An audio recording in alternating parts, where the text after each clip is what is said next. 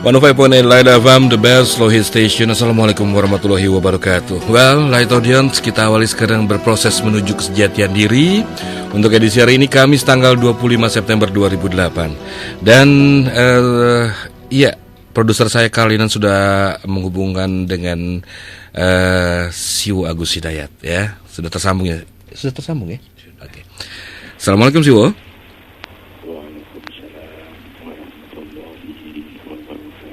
Kecil sekali suaranya Siwo. Iya sih. Sengaja dikecilkan? Sekarang tambah kecil. Oh gitu. Baik Siwo, gimana kabarnya? Baik. Kita puasa memasuki ke 25 nih Siwo ya. Ke 26 ya. Oke, kita langsung saja terima telepon, silakan di 6332705 Anda yang berada di Jakarta maupun di luar kota Jakarta melalui streaming di www.lightfmjakarta.com atau juga yang bisa mengakses kami melalui Indovision channel ID 204 di seluruh Nusantara. Assalamualaikum. Waalaikumsalam warahmatullahi wabarakatuh. Ya, dengan siapa ini? Dengan Ibu Sri dari Bekasi Barat. Ibu Sri, Bekasi Barat, silakan Ibu. Iya. Ini mau ikutan sharing aja, hanya sekedar sharing. Yang mau ditanyakan begini, Jiwo. Saya punya teman, dia menuduh bahwa orang tua saya itu dulu katanya pernah menyantet orang gitu katanya. Padahal setahu saya sih nggak seperti itu. Saya sebagai seorang anak tahunya, tentunya tahu persis dong bagaimana orang tuanya. Tapi saya pernah diperlakukan orang seperti itu. Maksudnya disantet juga gitu Bu? Iya, tapi orang tua saya nggak pernah melakukan seperti itu. Tapi ya udahlah, saya memaafkan aja. Saya nggak pernah membesar-besarkan masalah tersebut. Nah, sedangkan yang menuduh itu teman saya ini, orang tua saya ini udah meninggal. Bagaimana teman saya ini caranya untuk meminta maaf sama orang tua saya, karena orang tua saya itu udah almarhum begitu. Ya. Sebentar Ibu, dari teman Ibu yang menuduh ini, apakah dia ada niat untuk meminta maaf ke almarhum ayah Ibu? Ya, kemungkinan besar sih ada, hanya dia mungkin malu gitu. Iya, baik. Iya. Siwo? Gitu aja ya, terima kasih ya. Assalamualaikum. Iya, waalaikumsalam warahmatullahi wabarakatuh. Bisa terdengar ya Siwo ya? Iya, monggo Siwo. Kepada seluruh Light Audience, beserta seluruh keluarga besar dan seluruh stafnya. Assalamualaikum warahmatullahi wabarakatuh. Bismillahirrahmanirrahim. Walhamdulillahirabbil alamin. Wassallallahu ala Muhammadin wa alihi thahirin. Wala haula wala quwwata illa billahil aliyyil azim. Baik, tadian kita ketemu lagi, sharing kembali. Saya adalah teman sharing Anda. Dudukan saya sebagai teman Anda, bukan sebagai rujukan atau narasumber. Kita sekedar sharing. Dan saya tidak mempunyai kapasitas untuk mewakili pihak manapun, apalagi mewakili pihak Islam. Islam sangat tinggi dan saya masih sangat rendah. Mungkin hanya seperti dari lautan Islam yang sedang dan baru mampu saya tangkap. Jadi jangan tergesa-gesa diterima dan jangan tergesa-gesa ditolak. Jadikan sebagai tambahan informasi, jadikan sebagai tambahan data dan tambahan pembanding dan penguat bagi yang sudah sependapat. Semoga kita semakin mampu untuk menfokuskan terhadap tujuan hidup kita. Semoga kita kian mampu mewaspadai niat kita, dan semoga kita semakin mampu untuk konsentrasi terhadap tugas hidup kita, tugas kehambaan kita. Semoga kita juga bisa mempertahankan konsistensi di dalam rangka berproses untuk menuju kesejatian diri. Light Audience, kita masuk ke topik pertama yang sudah diangkat oleh Mbak Sri di Bekasi Barat. Kurang lebih yang saya tangkap permasalahannya adalah ada seseorang yang menuduh terhadap seorang ibu yang sudah almarhum bahwa sang ibu yang almarhumah itu pernah menyantet. sang anak meyakini bahwa ibunya tidak pernah melakukan itu. Nah, kasus yang diangkat bagaimana seandainya teman itu ingin meminta maaf kepada ibunya, gitu. Menuduh itu bisa dilakukan oleh siapa saja yang mau menuduh. Ya, menuduh itu mudah, tetapi tuduhan yang berlaku itu harus disertai dengan bukti-bukti. Yang harus membuktikan itu yang menuduh. Ya, meskipun nanti pada hal-hal yang khusus itu ada sistem pembuktian terbalik misalnya. Nah, itu ada cara lain ya. Tetapi kaidah dasar siapapun yang menuduh dia berkewajiban memberikan bukti-bukti untuk menguatkan tuduhannya itu. Jadi bukan yang dituduhlah yang harus membuktikan bahwa dia tidak melakukan itu, tidak. Dalam aturannya yang harus memberikan bukti itu adalah yang menuduh. Nah, nanti yang dituduh itu harus diberi hak suara, hak pembelaan. Kurang lebih ya, seperti itu. Jadi kalau ada tuduhan tanpa mengajukan bukti-bukti, dianggap aja itu omong kosong atau itu sesuatu yang sangat buruk gitu. Menuduh tanpa mengajukan bukti. Itu buruk. Ya, itu satu keburukan. Nah, bagi yang dituduh pada skala tertentu dia boleh diam, meskipun pada skala tertentu yang lain dia boleh untuk menggugat kepada yang menuduh. Ya, itu ada aturan masing-masingnya. Terus bagaimana cara orang yang salah menuduh tanpa memberikan bukti jelas salah. Nah, kalau kemudian terjadi kesalahan itu, tetapi kesalahan itu ditujukan kepada orang yang sudah meninggal. Nah, bagaimana cara minta maafnya? Saya mungkin tidak bisa menjawab secara persis dalam aturan fikihnya, karena saya juga belum tahu persis jawaban dari ini. Meskipun ada beberapa simpanan pemahaman,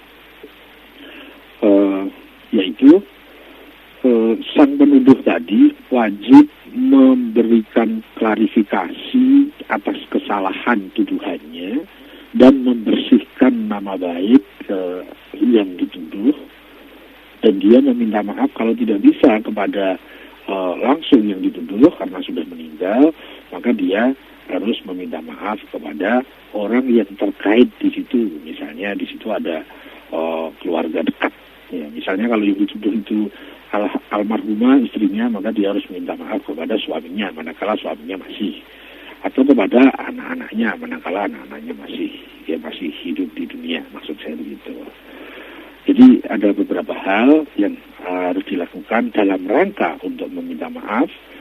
Sepanjang yang saya tahu, meskipun saya tidak berani mengatakan aturan pastinya seperti ini, tidak. Saya hanya ada beberapa pemahaman yang coba saya sharingkan, yaitu pertama, sang penuduh itu karena dia sudah mengkotori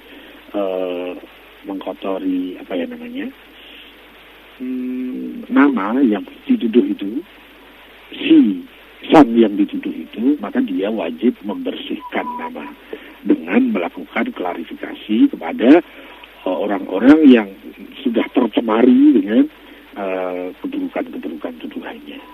Kalau tuduhannya itu sudah menyebar secara massal, maka dia juga harus mengklarifikasinya secara massal. Kalau dia akibat tuduhannya tadi itu didengar dalam satu komunitas tertentu, dia harus membersihkan dengan mengklarifikasi di komunitas tersebut. Kalau terkait dengan tuduhan itu sudah didengar secara personal, bisa personal A, B, C, D, maka dia harus mengklarifikasi kepada A, B, C, D itu. Nah, kalau sifatnya itu sudah didengar publik, maka dia harus mengklarifikasi di depan publik. Itu yang pertama. Kemudian yang kedua, dia harus meminta maaf kepada orang yang terdekat, orang yang keluarga dekat. Kurang lebih itu yang bisa saya sharingkan. Saya kembali kepada Mas Karlimen atau Mas Brian. Baik, terima kasih Siwo. Oke, terima kasih yang sudah bertanya Ibu Sri tadi di Bekasi Barat. Kali ini Mas Brian ya? Iya. Kalau kali ini dia hanya produser saya sih. Suaranya kan udah berubah sekarang. Oh gitu. Baik, terima kasih Siwo. Kita coba terima lagi telepon. Silakan di 633-2705. Iya, Anda yang bisa mengakses kami melalui Indovision atau juga di streaming ya, www.lightfmjakarta.com. Assalamualaikum. Assalamualaikum. Waalaikumsalam, dengan siapa ini Pak? Bambang. Pak Bambang di mana? Assalamualaikum Siwo. Di mana Pak Bambang? Alhamdulillah. Tangerang. Di Tangerang. Di Tangerang. Begini Siwo, saya mau tanya. Seumpama seorang non-muslim memeluk agama Islam, tapi dengan punya niat tujuan tertentu, misalnya untuk menghancurkan Islam dari dalam atau dan sebagainya, apakah itu bisa disebut orang munafik atau bukan itu Siwo? Tujuannya apa? Tujuannya masuk Islam apa dia? Untuk menghancurkan, katanya untuk menghancurkan agama Islam dari dalam. Ya, dari Islam kan dia bisa aja masuk dengan berpura-pura. Masuk memeluk agama Islam, cuma dengan dia yang punya niat tujuan lain, yaitu untuk menghancurkan kaum Islam lah dari dalam. Apa ini termasuk orang munafik? Iya, itu saja Pak Bambang. Iya. Baik, terima kasih. Assalamualaikum. Waalaikumsalam warahmatullahi wabarakatuh.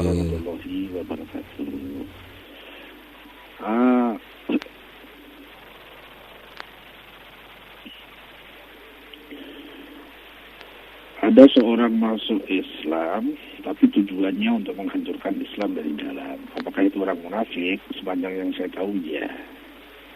Jadi, orang yang masuk Islamnya bukan karena dia ingin taslim kepada Allah, taslim kepada wakil-wakil Allah, dan taslim kepada kebenaran, tapi dia masuk Islam adalah merupakan sebuah cara, sebuah taktik, sebuah strategi dia dalam rangka ingin lebih mudah menghancurkan Islam dari dalam. Ya,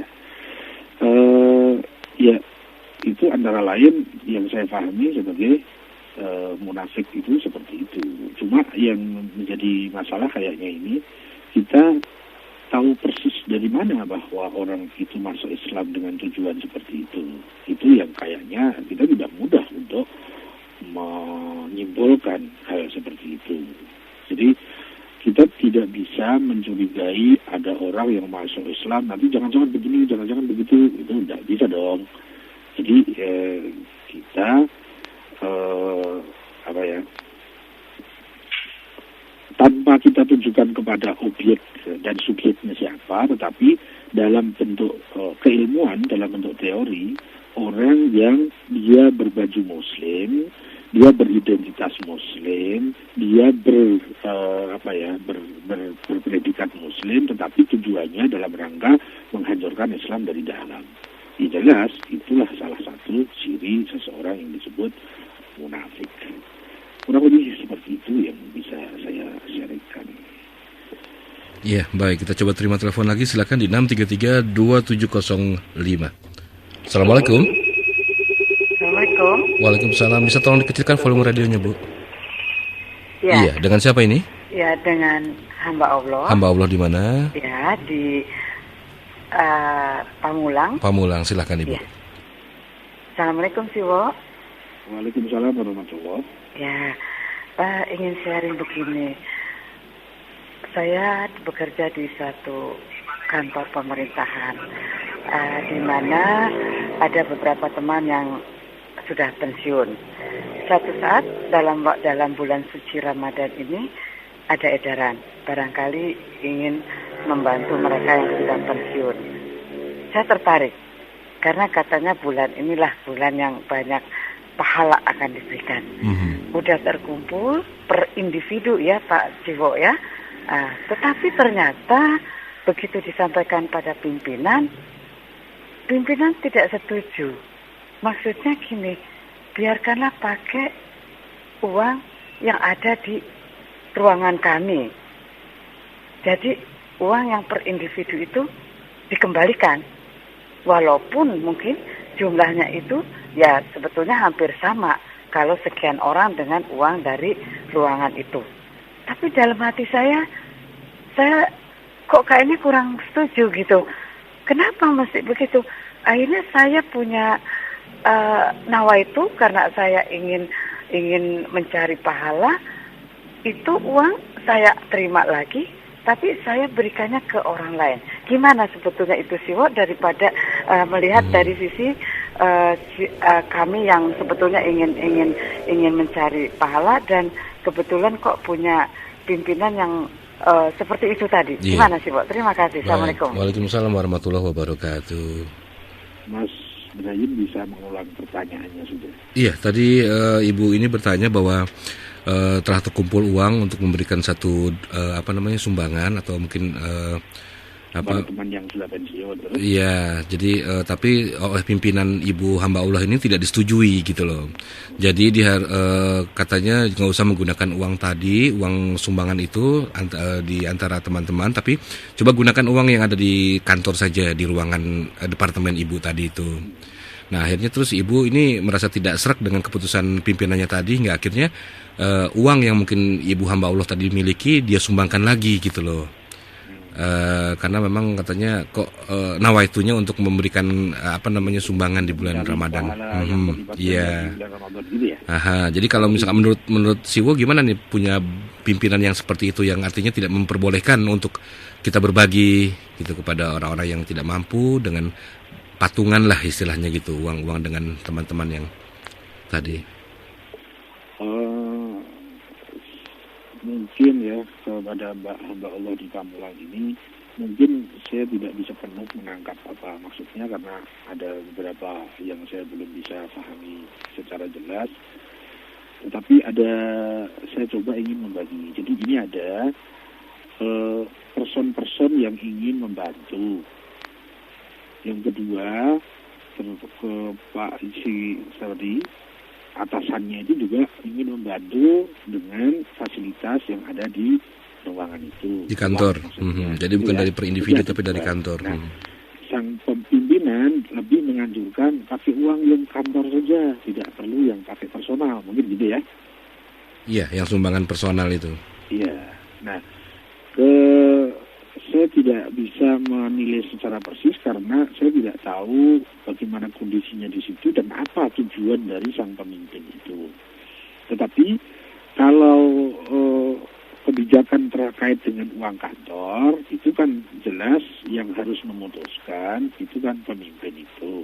Kalau itu terkait dengan hal-hal yang harus dipertanggungjawabkan oleh sang pemimpin. Nah, kalau masalahnya personal, mau kumpul-kumpul kemudian mau menghadiahkan kepada teman-teman lain atau orang-orang lain yang tadi disebut sudah pensiun, itu kan masalah yang di luar tanggung jawab sang pemimpin.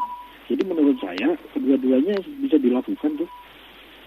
Jadi sang pemimpin juga bisa melakukan melalui keputusannya itu membantu teman-teman yang sudah pensiun, dan secara personal teman-teman yang sekarang masih kerja aktif juga bisa membantu secara personal.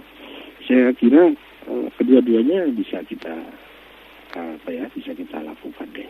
Nah, cuma kalau pertanyaannya bagaimana mensikapi seorang pemimpin yang seperti itu, saya tidak bisa menilai karena saya tidak mengerti data-data selengkapnya, situasi di kantor itu seperti apa, dan apa tujuan dari sang pemimpin itu. Saya tidak tahu.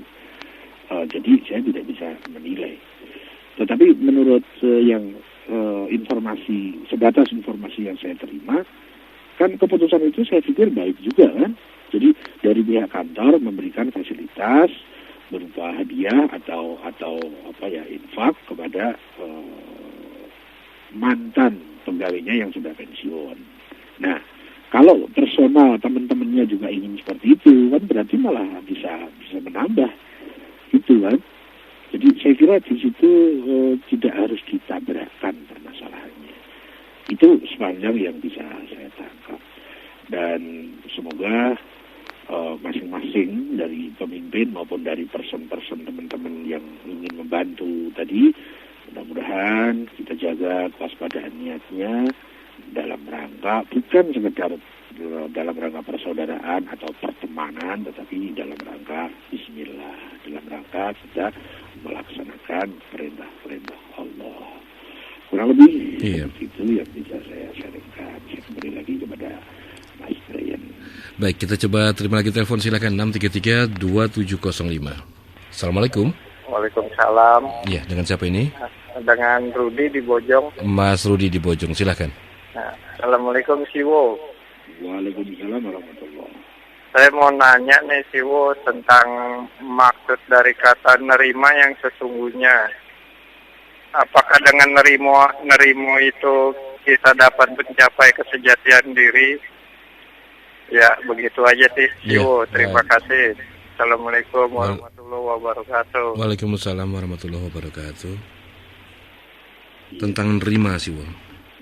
Masalah nerimo. Apakah yang dimaksud nerimo dan bisakah sikap atau atau dengan nerimo itu kita bisa menuju kesejatian diri? Saya sedang mengira-ira ini. Nerimo itu sebuah lambang, sebuah kalimat, sebuah kata yang melambangkan kepada makna-makna tertentu. Nah, tergantung kemudian bagaimana kita mengisi pengertian dari nerimo itu. Bisa jadi nerimo yang dimaksudkan oleh Mas Rudi di Bojong bisa jadi maknanya berbeda yang ada di Mas Brian misalnya. Mungkin beda lagi makna yang saya pahami terkait dengan kata nerimo gitu. Nah, jadi itu sangat tergantung kepada bagaimana kita mendefinisikan nerimo. Manakala didefinisikan berbeda, itu akan mempunyai akibat-akibat yang berbeda, akan mempunyai kaitan-kaitan yang berbeda. Nah, yang saya tidak bisa melacak itu, karena tadi langsung ditutup, itu yang dimaksudkan oleh Mas Rudi dengan nerimo itu yang seperti apa, ya. Tapi kalau andaikan saya yang mengisi makna di balik lambang atau kata nerimo itu adalah rela, ridho, ya. Nerimo berarti kita menerima dengan rela. Apa yang diterima dengan rela? Seluruh ketuhanan Allah dan sistem agama yang dari Allah, ya. Maka itu sama disebut dengan Islam. Islam itu taslim itu menyerah. Nah, kemudian nanti sebagaimana yang pernah kita bahas, menyerah itu bisa kita bagi-bagi. Kita sebagai manusia, menyerah apanya? Fisiknya menyerah, indranya menyerah, pikirannya menyerah, hatinya menyerah. Menyerah dengan apa? Menyerah dengan ketuhanan Allah, menyerah dengan kebenaran. Jadi taslim itu menyerahkan diri di bawah kendali, di bawah dominasi ketuhanan Allah, di bawah dominasi kebenaran. Kalau kita kemudian juga bisa menyerah seperti itu, dan yang dimaksud nerimo itu sama dengan menyerah itu, cuma kayaknya nerimo tidak begitu ya. Tapi kalau yang beredar di masyarakat, nerimo itu lebih banyak kepada sikap-sikap pasif saja. Tapi kalau nerimo dimaknakan sebagai kita rela menerima keputusan-keputusan Allah. Kita rela menerima adanya sistem qada dan qadar dari Allah. Kita rela menerima perintah-perintah dan larangan dari Allah. Nah, kalau nerimo itu difahami seperti itu, maka pada pertanyaan kedua, bisakah nerimo itu sebagai salah satu cara untuk kita menuju kesejatian diri? Sepanjang yang saya tahu jawabannya iya.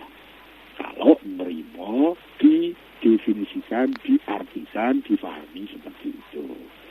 Nah, kembali kemudian nerimo yang dimaksud oleh Mas Rudi itu yang bermakna seperti apa, yang mempunyai arti seperti apa. Karena bisa jadi masing-masing kita satu istilah, tapi bisa jadi berbagai pemahaman, berbagai pengertian. Nah, itu di dalam pembahasan-pembahasan yang agak menyentuh ke hal-hal filosofis, hal seperti itu disebut sebagai semantik. Satu kata bisa berbeda pemahaman, satu istilah bisa berbeda pemahaman. Nah, kurang lebih seperti itu. Kalau nerimo dipahami sebagai kerelaan kita kepada ketuhanan Allah dan kepada semua sistem yang dari Allah. Kita rela menerima perintah dan larangan Allah, kita rela menerima diri kita didominasi oleh Allah. Nah, itu bisa menjadi jalan menuju ke sejatian diri. Kurang lebih begitu nih, Mas Rudi di Bojong. Kalau mungkin bisa diklarifikasi lebih lanjut, monggo silakan masuk lagi untuk maksud saya menerima begini loh, gitu. Saya kembali ke Mas Brian. Iya, baik. Terima kasih, Siwo. Jadi nerimo tadi ya, Siwo ya. Terima kasih terus sih. Iya, nerimo soalnya, Siwo. Baik, kita coba terima telepon lagi, silakan. 6332705. Anda yang berada di luar Jakarta maupun kota Jakarta. Di luar kota Jakarta maupun di seluruh Nusantara ya. Assalamualaikum. Waalaikumsalam. Ya, dengan siapa ini? Yogi, Bekasi. Mas Selatan. Yogi, apa kabar, Mas? Baik. Baik ya, silakan. Yang mana nih ya? Selamat malam, Mbak. Wah, kalau Mbah itu berarti masih gitu. Mbah Yogi mungkin ya. Silakan. Ini Mbak, tadi pagi Mbak cerita masalah munafik apa kafir itu belum selesai tuh, Bu. Ini. Ya, Mbak, sekarang dilengkapin gitu, Bu. Dituntaskan ya. Iya, Bu. Harusnya Mbah Yogi mungkin nerimo aja, Mbah Yogi. Atur nuwun, Bu. Assalamualaikum. Waalaikumsalam warahmatullahi wabarakatuh. Mohon dituntaskan, Siwo. Kalau yang itu semangatnya berapi-api itu Mas Yogi yang lain ya. Kalau gitu ini ya. yang nerimo. Ya, ya, selalu dia kalau manggil itu Mbah mesti gitu, Mbah Siwo. Mas Yogi terima kasih. Beliau ingin lebih mendetail pembahasan tentang munafik dan kafir.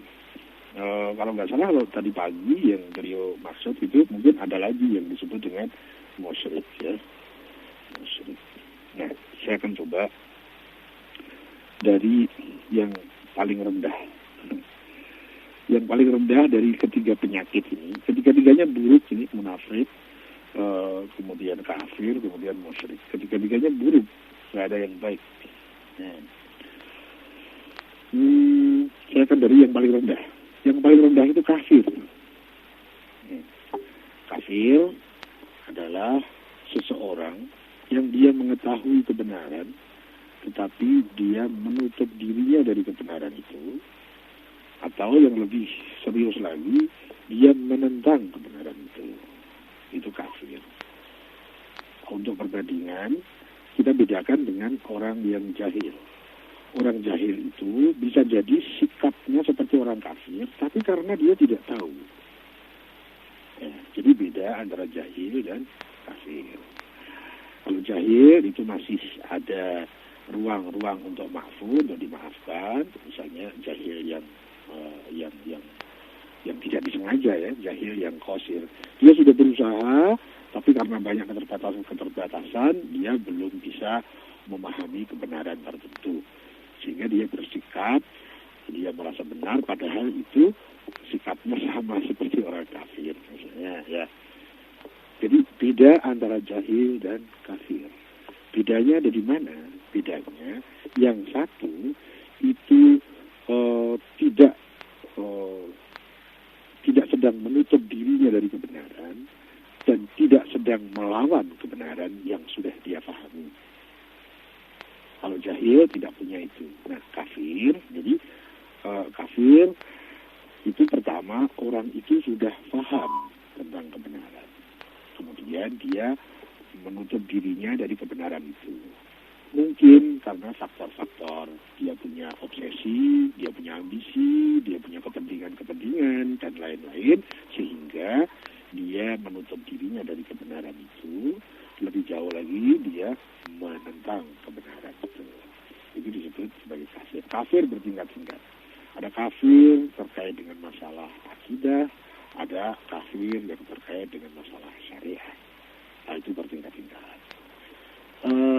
Penyakit di atas kafir, maaf ya saya lanjutkan dikit, kafir itu bisa terkena baik kepada orang muslim maupun kepada orang yang bukan muslim.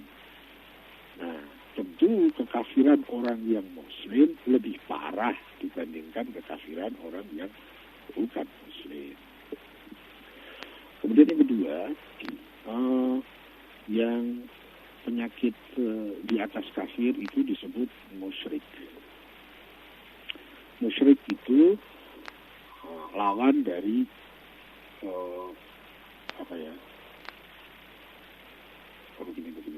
sebentar.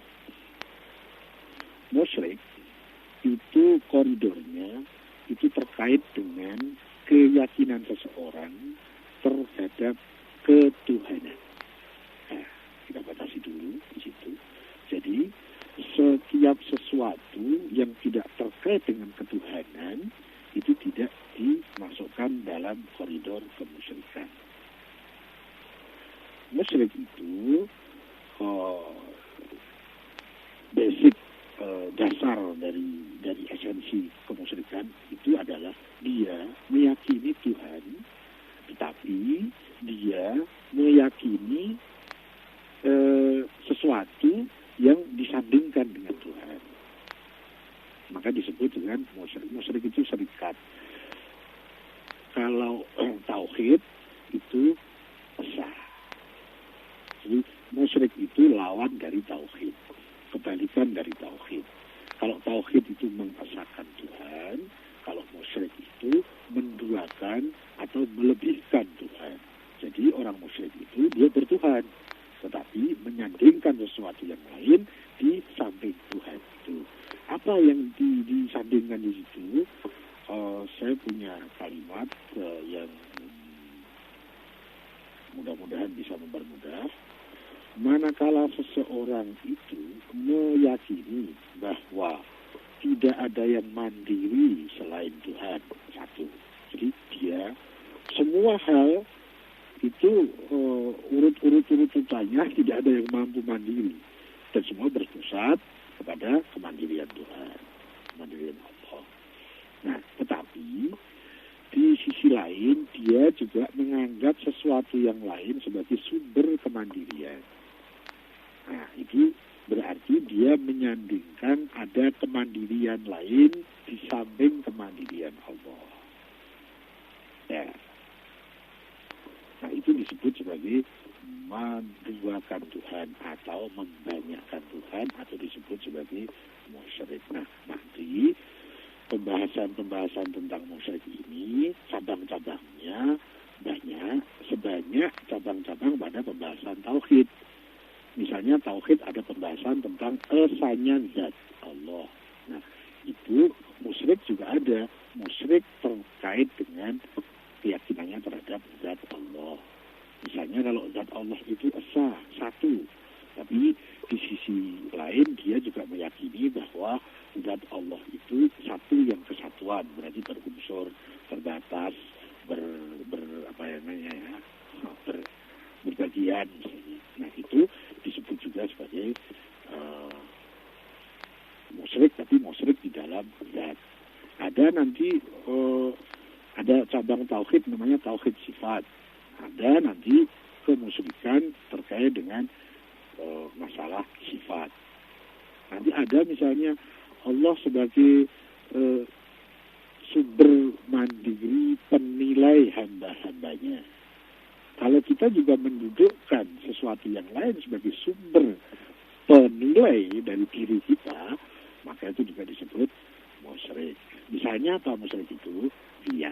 Nah, riya itu kita menjadikan masyarakat sebagai sumber kemandirian penilai dari amaliyah saya. Jadi saya beribadah di samping mendudukkan Allah sebagai sumber penilai saya, tapi saya juga mendudukkan masyarakat atau orang lain atau mertua atau teman atau istri atau suami atau anak atau siapapun yang kita jadikan sebagai sumber penilaian amaliyah kita. itu disebut riya. Nah, riya itu juga disebut sebagai musyrik. Nah, kurang lebih seperti itu. Nah, musyrik itu bisa terjadi kepada orang Muslim maupun non-Muslim. Kurang lebih seperti itu. Ada satu penyakit lagi yang lebih parah dari kafir dan musyrik, yaitu munafik. Yaitu nifak, orangnya disebut munafik. Seperti yang tadi sudah dibahas bahwa orang munafik itu dia punya rencana yang sangat jahat untuk menentang kebenaran, untuk menghancurkan kebenaran. Kalau orang kafir, dia terang-terangan, dia menunjukkan sebagai orang yang memang menentang kebenaran. Tetapi kalau orang munafik ini, dia menentang kebenaran, ingin menghancurkan kebenaran, tetapi dengan baju kesolehan, dengan sikap-sikap verbalnya, sikap-sikap fisiknya, sikap-sikap sosialnya, itu sikap-sikap yang soleh, tetapi itu merupakan salah satu cara strategi taktik untuk menghancurkan secara sistematis kebenaran itu. Jadi kalau orang kafir itu dia terang-terangan, sebenarnya orang Muslim itu orang munafik itu dia menyusup.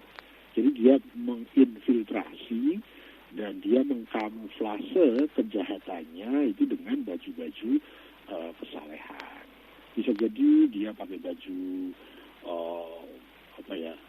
baju ulama, bisa jadi baju mubalik, bisa jadi baju ustadz, bisa jadi baju, bahkan bisa jadi juga baju khilafah. Jadi baju-baju itu dipakai sebagai jalan untuk mewujudkan niat jahatnya. Kalau orang kafir, dia tidak menggunakan baju kesolehannya, dia terus terang, dia menentang kebenaran, tapi tidak harus dengan cara penipuan seperti itu. Ya, kalau sering diistilahkan bahwa orang munafik itu bagaikan musuh dalam selimut. Bayangkan ini, musuh dalam selimut. Musuh dalam selimut itu ya kalau dalam selimut kayaknya suami istri deh, ya. Jadi dianggap sebagai suaminya atau dianggap sebagai istrinya, yang dia itu menyimpan semua rahasia-rahasianya, tapi ternyata dia itu musuh. Kurang lebih seperti itu. Musuh yang paling berbahaya adalah yang mirip dengan yang dimusuhi. Misalnya, musuh dari Mas Brian Sen itu musuh yang paling sulit diatasi, dan musuh yang paling berbahaya adalah manakala orang yang jadi musuhnya Mas Brian itu mirip dengan Mas Brian.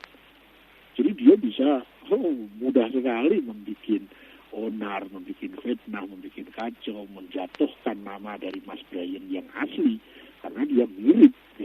Orang yang tidak sangat kenal betul dekat dengan Mas Brian, dia akan terjebak kepada orang yang mirip Mas Brian saat itu. Nah, seperti itulah kira-kira upaya yang dilakukan oleh orang-orang munafik. Jadi kita harus hati-hati karena ada kebenaran dan ada sesuatu yang mirip kebenaran. Ada Islam, ada yang mirip Islam. Nah, kurang lebih seperti itu. Musuh Nabi yang paling dahsyat adalah yang mirip dengan Nabi. Ya, itulah musuh dalam selimut. Itu dilakukan oleh orang-orang munafik. Tapi munafik dan tidak munafik itu kan sesuatu urusan yang sangat dalam di hati seseorang. Kita tidak bisa menuduh sembarangan orang, karena untuk menuduh itu kita harus mempunyai mata hati yang sangat tajam sehingga kita bisa melihat niat dan rencana seseorang. Bahkan nanti ada dalam salah satu pembelajaran tafsir itu ada di sana dinyatakan bahwa orang munafik yang kelas kakap itu hanya Allah dan orang-orang ilahiyah saja yang tahu. Masyarakat tidak akan pernah tahu itu. Maka kemudian masyarakat sangat diharapkan agar tidak terjebak kepada yang mirip-mirip itu, diharapkan dia untuk taat kepada figur-figur kebenaran yang pasti, yang jelas, yang qat'i, yang muhkam, kurang lebih seperti itu. Mas Yogi mudah-mudahan tidak puas, dan saya kembali dulu kepada Mas Brian. Iya. Baik, kita coba, masih ada waktu di sesi pertama ini, kita coba terima lagi telepon, dan yang untuk SMS nanti kita bacakan atau kita coba sharingkan di sesi kedua ya, Siwo ya. Assalamualaikum. Waalaikumsalam. Iya, dengan Mas Yogi lagi. Ini Yogi yang asli, Siwo. Oh gitu. Ya. Nah, ini saya ingin pendapat Siwo tentang mudik ya. Karena ini kan penting ya. Ini lagi rame-ramenya mudik ini ya. Nah, saya sedikit sharing ya, Siwo. Mudik itu bisa dijadikan simbol menuju ke kesejatian diri.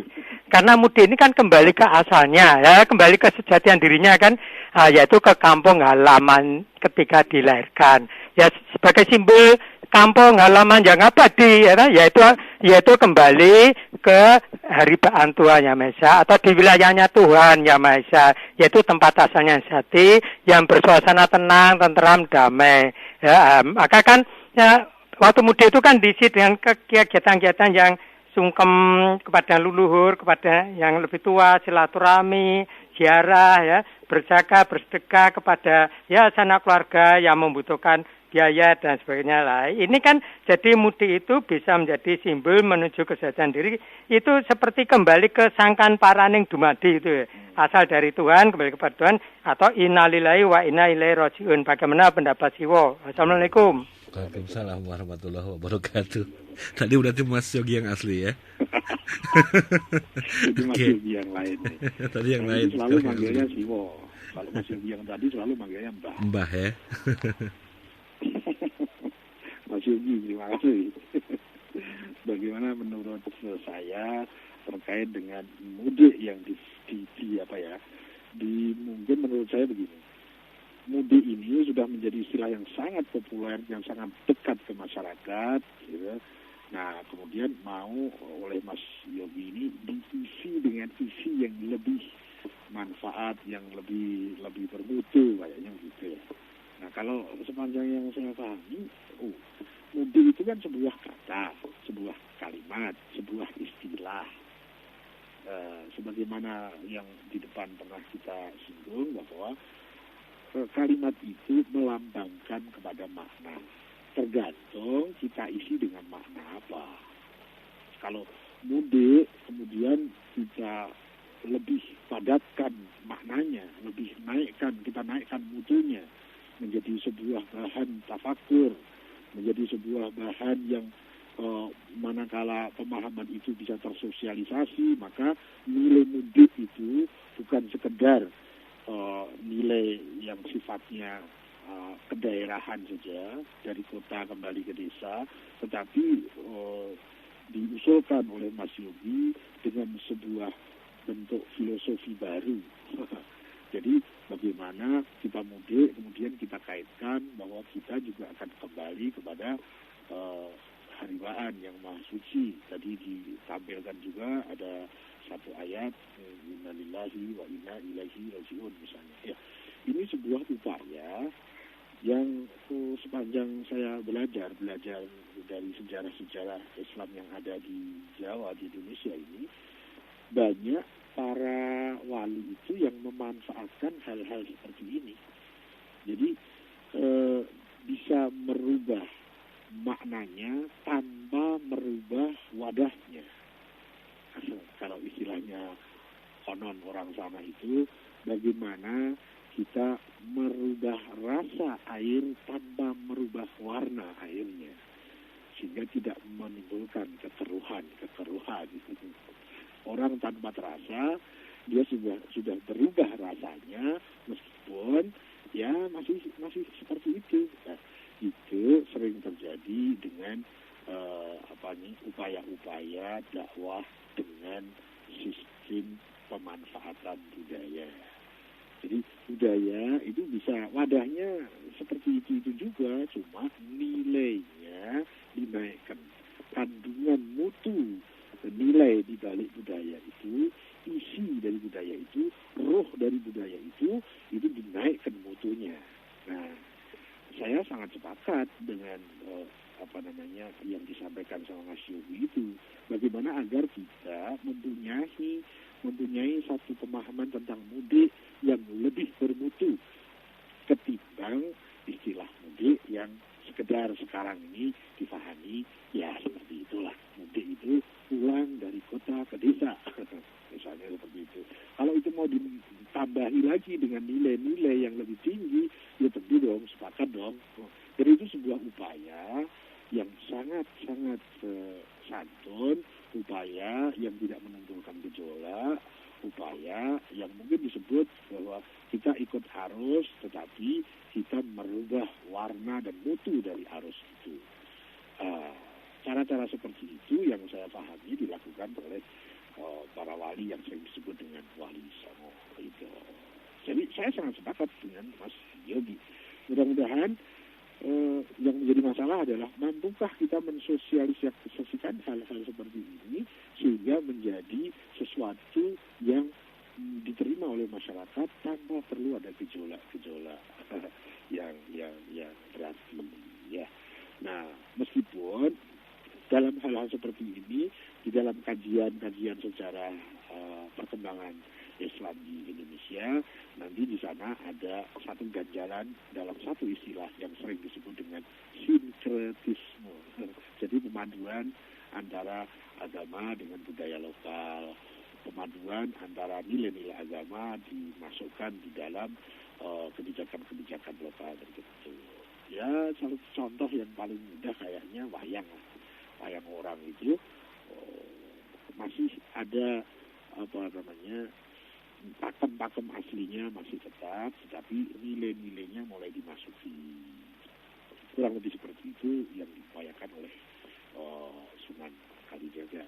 Itu sepanjang sejarah beliau yang sempat saya tangkap. Tapi ya pemahaman saya relatif sih, bisa benar, bisa salah. Yang menulis sejarah itu pun juga relatif sih. Tapi kalau tidak, nilai-nilai yang universal kita bisa ambil. Kurang lebih seperti itu. Jadi kalau ditanya apakah pendapat saya, yang pertama saya sepakat. Bahkan jangan hanya masalah mudik. Masalah-masalah yang sudah menjadi budaya kita yang sudah kita terima tanpa komplain, mari kita isi dengan isi-isi yang lebih bermutu. Misalnya apa? Kita sudah punya budaya namanya budaya salam. Assalamualaikum, waalaikumsalam. Nah, mari kita isi istilah dan kata lambang dari Assalamualaikum itu dengan makna-makna yang jauh lebih filosofis, jauh lebih bermutu, jauh lebih bernilai. Jadi tidak hanya tinggal budayanya saja, hanya bentuk-bentuk bentuk-bentuk yang akhirnya menjadi sebuah kebiasaan kosong gitu ya. Hanya sebuah identitas kosong. Nah, itu jauh lebih baik. Kita sering mengucapkan misalnya kayak Alhamdulillah misalnya. Nah, mari Alhamdulillah itu kita isi maknanya, kita naikkan isinya. Meskipun kita sudah punya budaya itu.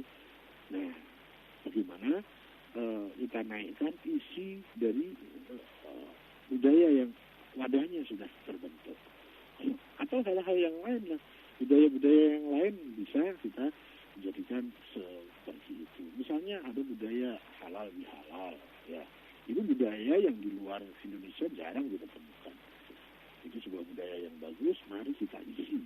Kemudian ada, katakanlah misalnya di anak-anak muda kita ada budaya yang disebut misalnya ulang tahun.